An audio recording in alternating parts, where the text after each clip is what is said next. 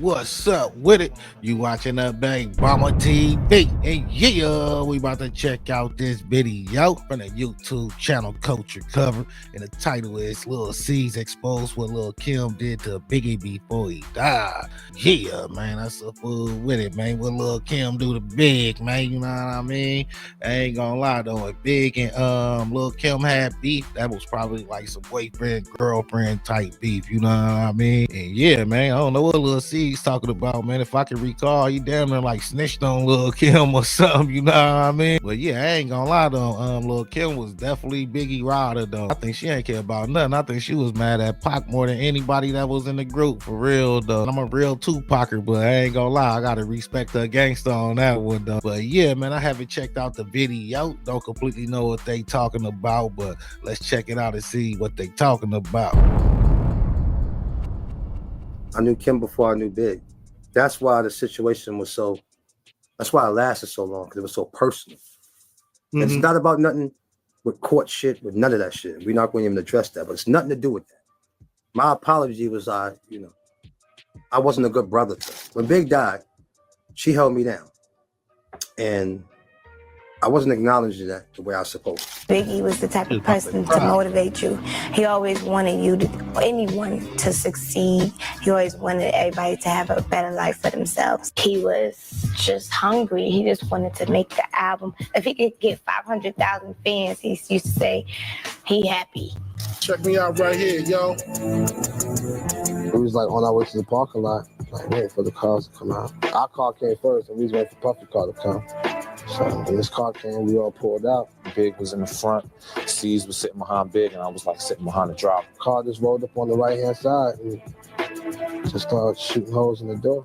Lil C's has finally come out and admitted that he was wrong about Lil Kim. If you've been following their history, you know that's a big deal. For years, Kim was made out to be the bad guy after Biggie died. People acted like she was disloyal, like she switched up, or like she wasn't really there for him. But the truth is, she was probably one of the only ones who really held him down, even after he was gone. Meanwhile, C's and the rest of Junior Mafia were out here feeding into this narrative that made her look bitter and fake. And this narrative stuck. The media ran with it, fans believed it, and Kim got pushed out of the story in a lot of ways. But now C's is finally clearing that up. He admitted he played a role in how Kim was portrayed and said she deserves more credit for what she did for Biggie, both when he was alive and after he passed. So let's break down what Lil C said, why it matters, and how Kim actually helped keep Biggie's legacy alive, even when everybody else turned their back on her. Great time. And, that's my sis for life. Just because we had a little falling out, the love was still there on both sides. So to understand why Lil C's apology to Kim matters, you've got to know how deep the fallout between them really was. After Biggie died in 1997, things got messy fast. And Junior Mafia, the group Biggie put together, which included both Kim and C's, basically fell apart. People started picking sides, money dried up, and egos kicked in. But the real split happened years later, around 2005, when Lil Kim got caught up in a federal case. She ended up going to prison for perjury for lying to a grand jury about a 2001 shootout outside the Hot 97 studios in Manhattan that involved people from her crew. Kim was found guilty of lying to a federal grand jury during the investigation of shooting outside a New York radio station. Prosecutors say she made up most of her eyewitness testimony about a 2001 fight outside Hot 97. The shooting broke when Little Kim's entourage crossed paths with a rival rap group, injuring one man. Little Kim now faces up to 20 years. Kim was eventually sentenced to 1 year in prison, 30 days home detention after release from custody, and 3 years of probation. She served her sentence at the Federal Detention Center in Center City, Philadelphia, and was released on July 3rd, 2006. Yeah, I ain't gonna lie, she got lucky with that one, because man, they were trying to wash her, man. She was facing 20, man, so she had to have a little paper to at least have a lawyer to get her that, you know what I mean? Now here's where Lil C's comes in. So he actually testified against Lil Kim during her trial, although he later insisted he didn't technically snitch. The way the media made it, they made it seem like it was something more than it was. C said, it wasn't that much of a thing. Just the fact that I was on the stand made it look funny. Lil C's also said that he wasn't responsible for Kim getting sentenced, and he claimed there was nothing he could have said to keep her out of prison. She wasn't in a situation for me to say something that would send her away, C said. Maybe the people around her made it look that way, or or she felt that way because of the situation she was in. But I just felt like it was a situation where she could have done things to change things and she didn't. But it wasn't nothing that anybody said on my end as far as anybody. Not just me, but anybody from Mafia. Nobody said nothing that sent her away. I think no matter how her situation would have went down, she would have still went away for the things she lied about. But from Kim's side, yeah, I ain't gonna lie, that wasn't cool, man. That nigga took the stand, man. What's up with that? Bad look for sure, for sure. C's testifying against her wasn't just disloyal, it was a betrayal of Biggie's legacy, especially after everything they'd been through together. C's claimed he was just telling the truth. But let's be real, in hip-hop, especially back then, testifying was seen as crossing a line you don't come back from. So after Kim completely distanced herself, she cut ties with Junior Mafia and publicly said she didn't rock with C's at all. For years, there was nothing but silence between them. C's would try to explain himself in interviews, but Kim wasn't having it. As far as she was concerned, he sold her out, plain and simple. But the media mostly took C's side, and Kim was painted as angry, unforgiving, difficult, even though she was the one who did time. Meanwhile, C's got to move around like he was just telling his truth, even though it directly helped send Kim to prison. So yeah, the beef wasn't just personal. It was about loyalty, legacy, and the way women, especially Black women, get thrown under the bus to protect everybody else's reputation. But fast forward to 2019. I ain't gonna lie, that's how I be with fans though. You know what I'm saying? Just fans of music. Like y'all ain't from the trench. Like, man, it's like rules to this stuff, man. For real though. And he done broke some rules, man. You know what I mean? So yeah, man, Kim was supposed to cut him off, man. I'm surprised she accepted this apology now, though. You know what I mean? For real though, man. And this is where things really started to shift. Kim hosted an annual tribute dinner for Biggie's birthday, and a lot of people who were close to Bigg were in the building, including all former members of Junior Mafia. And that's when Lil C's got up and publicly apologized to Lil Kim, letting her know she was like a real sister to him. I genuinely apologize. I love you from the bottom of my heart. You like one of my, you are my sister. You're not a real sister, but you're my sister. God is good. For life. And I love you. And I thank you for bringing this to me. God is good. And I mean that from the bottom of my heart. For real. God is good. He's real. God is good. I owe you that, man. I've been wanting to say that to you for years.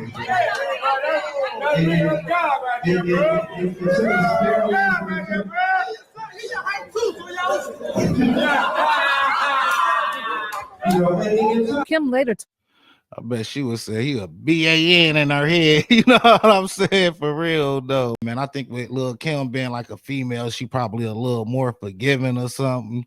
But I ain't gonna lie, like a dude, man, you snitch on a dude, man, we ain't never effing with you again, period. For real, though, man. It might be a little different with a female or something. But yeah, man, I don't think I'll ever forgive somebody for snitching on me, for real. Talked to Vibe magazine about this special moment and said it couldn't have happened on a more meaningful night. Kim said, "It's been a long time since we've been together on his birthday or doing any event together at all. For me, it was a spiritual awakening. This was his heart. So it's sort of, for me, mending Bigg's broken heart. All of us were Bigg head to toe. Putting him back together is putting all of us back together." Now jump ahead to Lil Caesar's recent I ain't gonna lie, she probably forgave him for Bigg. For real, though. Interview on Vlad TV, and he got emotional while talking about how he wasn't a good brother to Kim. C's also brought up how after Biggie passed, Kim let him stay at her place when he was struggling. And that part hit hard because it reminded folks that despite all the drama, Kim always looked out for her family. You know, just how did it feel to finally put that behind you? Because y'all is, like you said, it might not be your blood sister, but that's your sister. I knew her before I knew Bigg. You know what I'm saying? I knew Kim before I knew Bigg. That's why the situation was so, that's why it lasted so long, because it was so personal. Mm-hmm. It's not about nothing with court shit, none of that shit. We're not going to even address that, but it's nothing to do with that. My apology was I wasn't a good brother to her. I made some wrong moves, some bad mistakes, and that was just the perfect time to do that. You know, I didn't plan that. We was all having a great time, and and I just know the comfort she needed because I know her. And I wanted to do that. I wanted to let her know that. I wanted to let all the people around know that. You know what I'm saying? And I just felt like that's what I wanted to do, and she deserved that. You know what I mean? Because a lot of times, when Bigg died, she held me down. And I wasn't acknowledging that the way I was supposed to. And then we had other little situations that kind of separated us, and other people that separated us, and we was too stubborn. People just like us on, and you know, and we just let God work. And God worked, and one day she hit me, and we talked like nothing ever happened. And she had a plan that she wanted to do this dinner. She said she wanted to put Big Heart back together, and putting his heart back together was getting all his peoples together. And we all got together, you know, me, her, the whole Junior Mafia, D-Rock, and, C Gutter. He was locked up for 16 years, so he was home to be there for that. You know, Rube, just our whole team, like everybody that we started with was at that dinner. So I felt like that was the appropriate time to do it, and I needed to do that for her, and I wanted to do it for her. You know what I'm saying? I just felt like that was a great time, and you know, that's my sis for life. You know, just because we had a little falling out, the love was still there on both sides. And Lil Caesar's apology flipped the narrative for a lot of fans. People started realizing that maybe they'd been too quick to judge Lil Kim, and that maybe Kim's side of the story hadn't been told loud enough. All right, now let's talk about Lil Kim and how she really kept Biggie's name alive, even when it felt like the world was trying to erase her. First of all, Kim never stopped honoring Bigg. Go back and listen to her albums. She's always mentioning him, shouting him out, dedicating songs to him. On her second album, The Notorious K.I.M., Kim raps about losing Biggie on an emotional tribute track with Mary J. Blige called Hold On. On this track, Kim describes her grief for Biggie as being as painful as childbirth. And if you saw that video of Kim at Biggie's funeral, you know she was speaking from the heart. By the way, on Hold On with Mary J. Blige, Kim also calls out Biggie's industry friends for eating off of his death. And you can probably guess who she was talking about. And over the years, Kim's done countless tribute performances for Biggie, headlining events on the anniversary of his death and honoring his legacy in any way she could. Yeah, I ain't gonna lie. I think the pain from Bigg she had down there like got her into that plastic surgery mode damn near, you know what I mean? Yeah, man, it seemed like she was dealing with something to be getting all those surgeries and stuff too, man. But then you look back to it, it's like, man, she should have stopped right there, you know what I'm saying? But yeah, she went crazy with them surgeries. It ain't no telling me she's still getting them or something. I think she definitely was dealing with like some trauma from Bigg or something. Well, happy 50th, happy Biggie 50th, everybody. One thing about Little Kim, she gonna ride for some B.I.G. That's right. And I'm so happy to see everybody here. I mean, the whole family.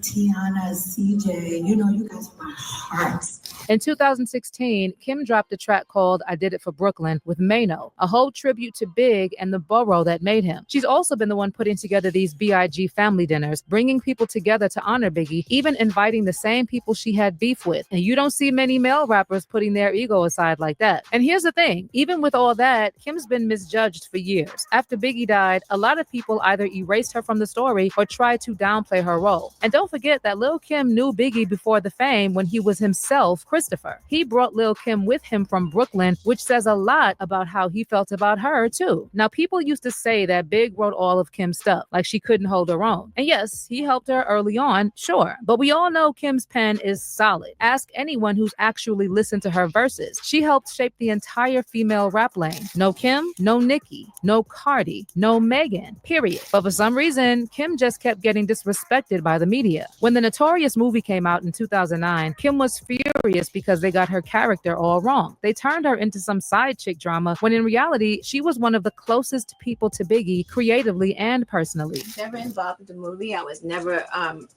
but the movie went into green light and I didn't even know about it.